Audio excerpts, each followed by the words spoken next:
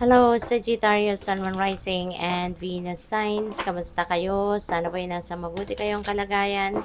Welcome back po sa Star Tarot. At kung bago kayo dito, welcome din po kayo. Please subscribe, like, share my videos, and leave me a comment kung nakaresonate po kayo. Thank you. So, first message po ni Sag is 8 of Materials. Ayan. So, feeling ko rito, you are enjoying what you are doing sa trabaho, no? Parang you're having fun. Kung ano man ang ginagawa ninyo sa trabaho or kung ano man ang career ninyo, maybe you are enjoying that. Maybe that is what your passion is, no? Parang ganon. Kaya, kapag ka ganon din, Sagittarius, kapag ini-enjoy ninyo yung ginagawa ninyo, mas magaan, 'di ba? Yung trabaho, and at the same time tumataas ang vibration ninyo. And when your vibration is high, 'di ba? Mas mabilis din ikaw na makapag-accomplish ng mga ginagawa ninyo, at saka mabilis ang tagumpay, So mas mabilis yung pag-angat mo, kumbaga, sa ladder of success. Kaya po pwede na sa ngayon, po pwede rin na baka ma-recognize na rin yung sipag at tiyaga mo, yung galing mo sa mga ginagawa mo. At baka ikaw ay ma-promote, 'di ba? Baka ikaw ay mabigyan ng mas madaming employee benefits, or baka mas mabigyan kayo ngayon ng bonus. Yung ganun ba? So, what else? We have the Tower. Sagittarius, meron ditong changes, no, na mangyayari. There are big changes happening in your life sa ngayon.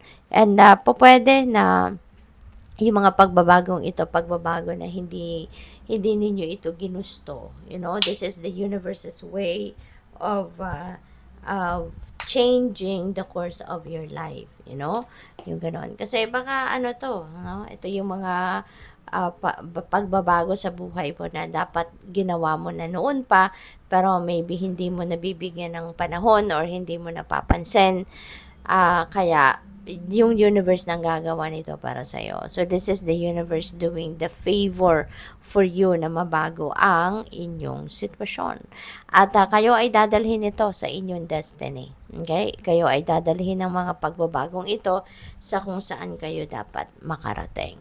So, what else? We have 10 of voices.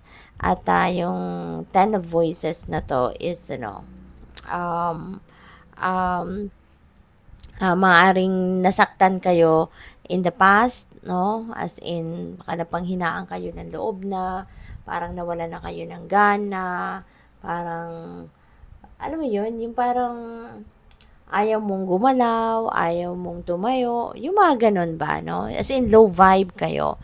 So, maybe, ganyan kayo for the longest time. Pero, ang maganda, kasi 10 represents endings, no? And beginning. So, maganda na ito ngayon, parang siguro, marirealize mo na tama na. No?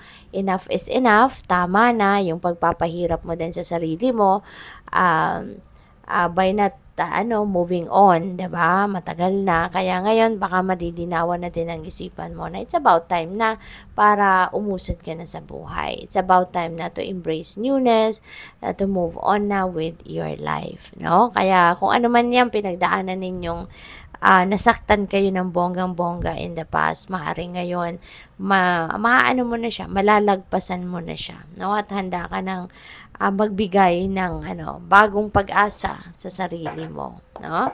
So, by the way, Saj, maraming salamat for subscribing to my channel. And if you haven't subscribed yet, subscribe na po kayo.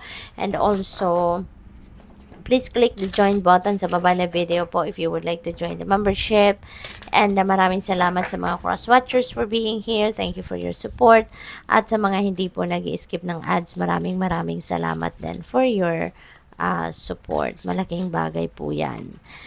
Success in transformation. Wow. So, magtatagumpay, no? Kung ano man ang mga pagbabagong ito na mangyayari sa buhay mo, yan ang magiging simula, no, ng inyong tagumpay. Yan ang siguro kasi for the longest time, ang iba sa inyo Sagittarius, parang despite all the effort na ginagawa ninyo, parang wala, 'Di ba? Parang you remain to be stagnant, you remain to be unsuccessful, yung gano'n.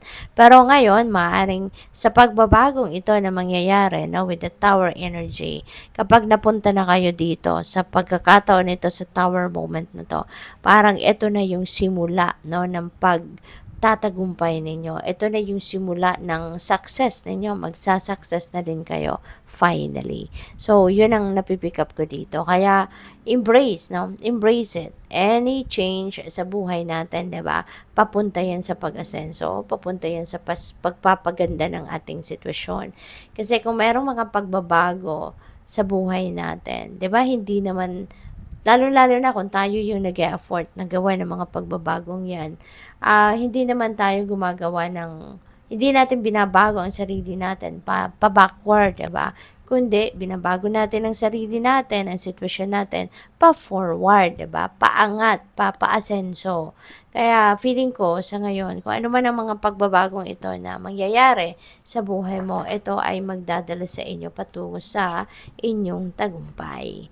Feed your artist. Okay? Artistic kayo, meron kayong talento sa pagpipaint, pagdodrawing, pagsusulat, or whatsoever pa, pagsasayaw, pagkakanta, yung mga ganon.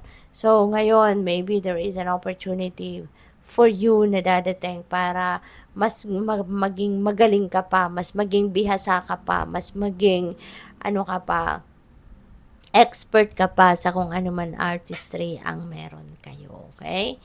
So, take advantage of that. One step ahead is all you need. Alright?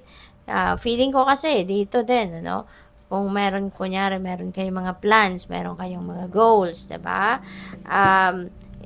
Para magtuloy-tuloy yan, no? Gagawa lang kayo, sisimulan nyo lang gawin ang first step patungo dyan sa pagbabago.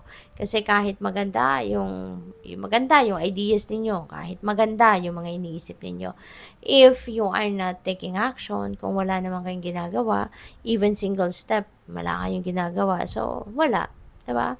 Walang mangyayari, walang papupuntahan ang magandang ideya ninyo. Kaya all you need is one step ahead, no? At for sure, magtutuloy at magtutuloy yan. Alright? Good luck sa'yo. Thank you for watching. Love and light. Namaste.